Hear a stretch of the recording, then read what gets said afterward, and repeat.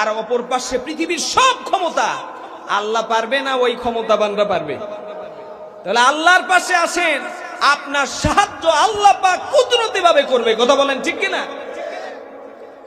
সম্মানিত আমার আব্বা জানেরা, আমার পর্দার আড়ালের মা বোনেরা, মোনাজাত আমি করেছি, আল্লাহর নবীজির প্রতি দরুদ ও সালাম পড়েছি, আপনারাও আমার সঙ্গে পড়েছেন।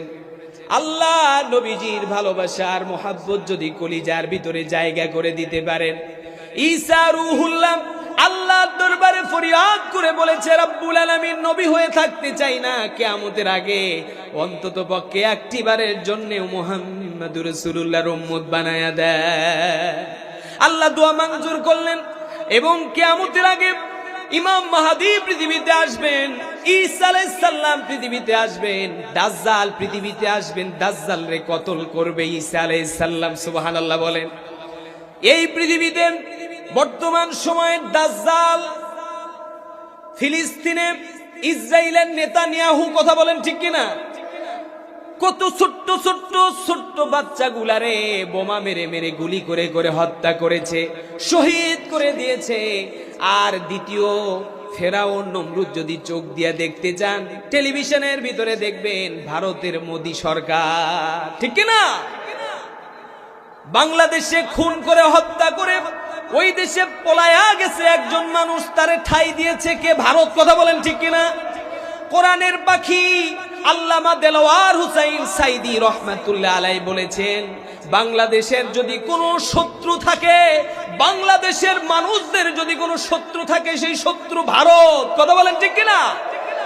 এরা আমাদের প্রকাশ্য শত্রু। এই প্রকাশ্য শত্রুদের ব্যাপারে আমাদের সতর্ক থাকতে হবে। কথা বলেন ঠিক কিনা? হিন্দুরা আমাদের শত্রু না। কথা বলেন ঠিক কিনা? হিন্দুরা আমাদের ভালোবাসার মানুষ, তাদেরকে আমরা বুক দিয়ে আগলে রাখবো।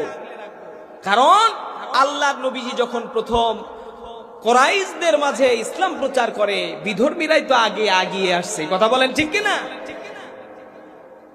হিন্দুরা আমাদের ইসলামের অতটা ক্ষতি করে না যতটা নামমাত্র মুসলমানেরা এই ইসলামের ক্ষতি করে। কথা বলেন ঠিক কিনা?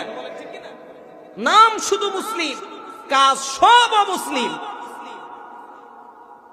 আমার আব্বা জানেরা, ঈসা আলাইহিস সালাম কবরবাসী, জিজ্ঞাসা করা হলো, কবর থেকে উঠে বলল, আসসালাতু ওয়াসসালামু আলাইকা ইয়া নবী আল্লাহ, আমার চাচা যান কেমন আছেন? ঈসা আলাইহিস সালাম বলল, আমারে তো চাচা বলার অধিকার তুমি রাখো না। কে তুমি? আমি আল্লাহর পয়গম্বর, চাচা আমাকে কেউ বলতে পারবে না।